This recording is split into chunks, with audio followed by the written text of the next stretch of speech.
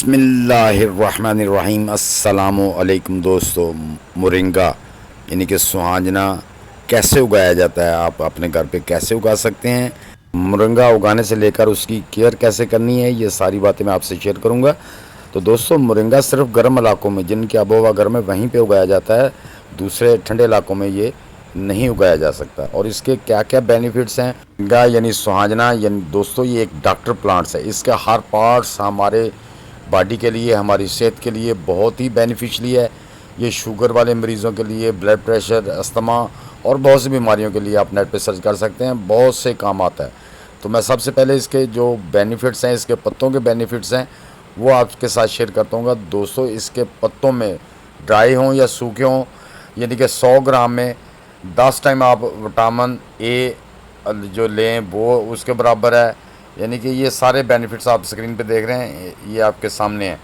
तो दोस्तों, इसके जो फ्लावर हैं इनको भी कीमे में डाल के पका के खाया जाता है। थोड़े कड़वे होते हैं लेकिन पकाने के बाद नॉर्मल हो जाते हैं। ये आपके घुटनों का दर्द, आपका जो ब्लड प्रेशर कंट्रोल करता है, शुगर को कंट्रोल करता है और बहुत से इसके बेनिफिट्स हैं। आप नेट पे इसको चेक कर सकते हैं। बाकी इसकी जो बीन्स होती हैं, जो फलियाँ होती हैं, उनको भी काट के जो नरम नरम होती हैं उनको भी कीमे में या गोश्त में मिलाकर पकाया जाता है। बहुत ही लजीज बनती हैं और जो भी आप चीज़ खाएंगे उसके बहुत ही बेनिफिट आपको हासिल होंगे। तो अनगिनत बेनिफिट्स हैं। इसके जो रूट्स होते हैं दोस्तों, ये अक्सर हम अचार में भी डालते हैं। इसके अलावा इनसे और भी बहुत से मशरूब और मेडिसिन में इस्तेमाल होता है। इसके रूट से मशरूब ऐसा तैयार होता है जिससे अस्थमा की बीमारी में अफाका मिलता है। तो दोस्तों, इसके इतने सारे बेनिफिट्स हैं, तो आप अपने घर में ज़रूर उगाइएगा। इसको उगाने के लिए दोस्तों, ये क्योंकि एक ट्री की शक्ल का पौधा है, ये यानी कि छोटा पौधा नहीं, बड़ा ट्री बन जाता है। तो इसके लिए कम अज़ कम आपको जो 15 से 18 इंच का गमला लेना, बाल्टी, उसकी मिट्टी को आपने, जैसे हम गार्डन की सब्जियों की मिट्टी को फर्टिलाइज करते हैं, प्रिपेयर करते हैं, उसी तरह आपने इसको प्रिपेयर कर लेना है। और इसमें जो पानी दे के इसकी मिट्टी को अच्छी तरह नम कर लेना है। जब उसका एक दिन पहले जब उसका पत्ता रह जाए तो आपने उसके सीडलिंग करनी है। दोस्तों, इसके सीड कुछ इस तरह के होते हैं, ये देखें, ये इसके मोरिंगा के सीड्स हैं। तो दोस्तों, जिनको मोरिंगा के सीड चाहिए, लाहौर में मेरे पास अवेलेबल हैं, वो ले सकता है। दोस्तों, जिस पॉट में हम लगा रहे हैं, आपने 1 इंच गहरा उसमें उंगली की मदद से या स्टिक की मदद से होल कर लेना है और होल के अंदर ऐसे बीज रख देना है। ऐसी बाल्टी में आप 3, 4, 5 पौधे लगा सकते हैं। इसकी नर्सरी उगा लें, उसके बाद इसको ट्रांसप्लांट आराम से किया जा सकता है। लेकिन इसको ट्रांसप्लांट जो करना है, इसको आराम से आपने खींच के, यानी कि इसको मिट्टी समेत निकाल के दूसरे पॉट में लगाना है। तो बीज हमारे लग गए, पानी हमने देना नहीं क्योंकि हमारी मिट्टी में बहुत मॉइस्चराइज है। ये हमारे बीजों के ग्रो होने के लिए काफ़ी है, हम इसको और ज़्यादा पानी नहीं देंगे।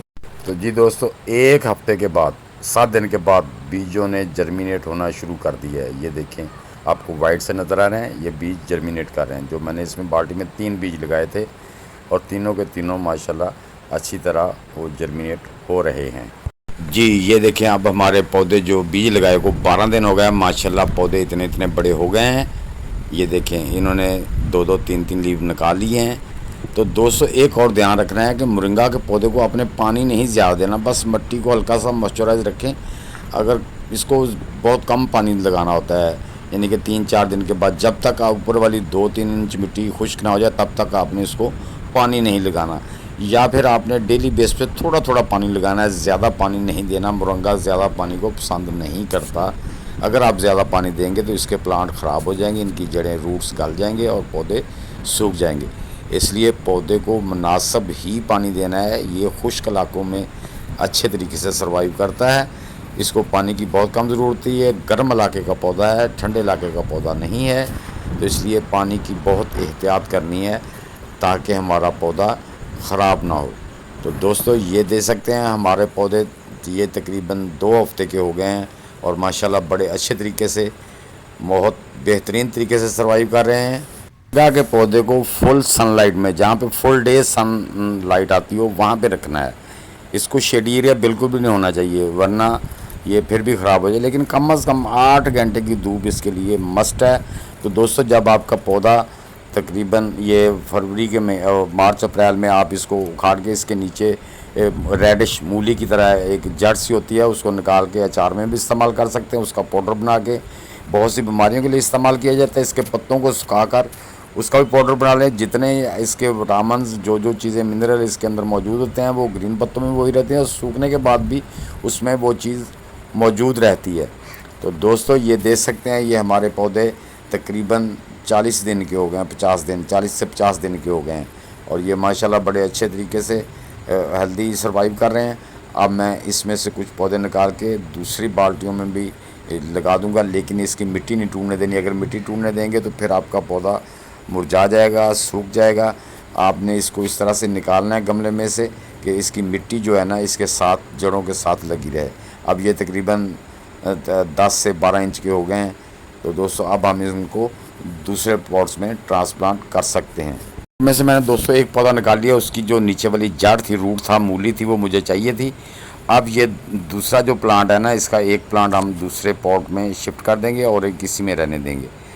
जो साइड में किनारे के साथ है उसको निकाल के किसी दूसरे पॉट में लगा देंगे, और जो सेंटर में है उसको इसी पॉट में रहने देंगे। तो दोस्तों आप भी अपने घर में मुरंगा ज़रूर उगाएं। इसके पत्ते शुगर के लिए, इसके अंदर बहुत से विटामिन होते हैं, अस्थमा के लिए, जोड़ों के दर्द के लिए, पट्ठों, और ये बहुत से यार आप नेट पे सर्च करें इसके बेनिफिट्स कितने हैं। ये फुल्ली तौर पे एक डॉक्टर पौधा है। इसका हर पार्ट्स हमारी बॉडी के लिए, हमारी सेहत के लिए बहुत ही बेनिफिशियली है। ये मेडिसन में बहुत ज़्यादा इस्तेमाल होता है, बल्कि बाहर के मुल्कों में इसे कमर्शियल तौर पे काश्त किया जाता है। इसकी काश्त जो है ना कमर्शियल की जाती है, ताकि वो इसका पाउडर, लीफ पाउडर यानी कि रूट पाउडर, और जितने भी इसके जो हैं ना बेनिफिट्स वो लेके इसका बना के सेल किया जाता है। दोस्तों अब हमारा मुरंगा का पौधा माशाल्लाह तकरीबन 8 माह का हो गया है, बहुत ही हेल्दी जा रहा है और बहुत ही खूबसूरत लग रहा है। तो दोस्तों इसके पत्ते भी जो मैंने अपनी मिसेज़ के लिए उनको उतारा है, उनका पाउडर बना के रखा है। उनको कुछ थोड़ा सा मसला था, वो खाने के बाद अल्हम्दुलिल्लाह शुगर का मसला दोबारा टेस्ट कराया तो बिल्कुल क्लियर है। अब हम इसकी जो है ना वो खाना बंद कर दिया है। तो इसमें दोस्तों बहुत से विटामिन होते हैं, जो मैंने चार्ट शुरू में दिया है उसको पढ़ लें। उसके अंदर वो सारे विटामिन्स और कैलोरीज़ और जो भी है ना बेनिफिट्स उसमें लिखे हुए हैं। इसके पत्तों में कितनी ताकत है, अगर आप खाते हैं एक मोहतात अंदाजे के मुताबिक 100 ग्राम डेली का खा लेते हैं, या कुछ दिन खाने के बाद कुछ दिन फिर रेस्ट करते हैं, तो मुसलसल इसे यूज़ नहीं करना है। लेकिन अगर आपको कोई मसला है तो डॉक्टर के मशवरे के मुताबिक इसको इस्तेमाल करें। तो इसके बहुत से बेनिफिट हैं दोस्तों, बहुत ही बेनिफिट हैं।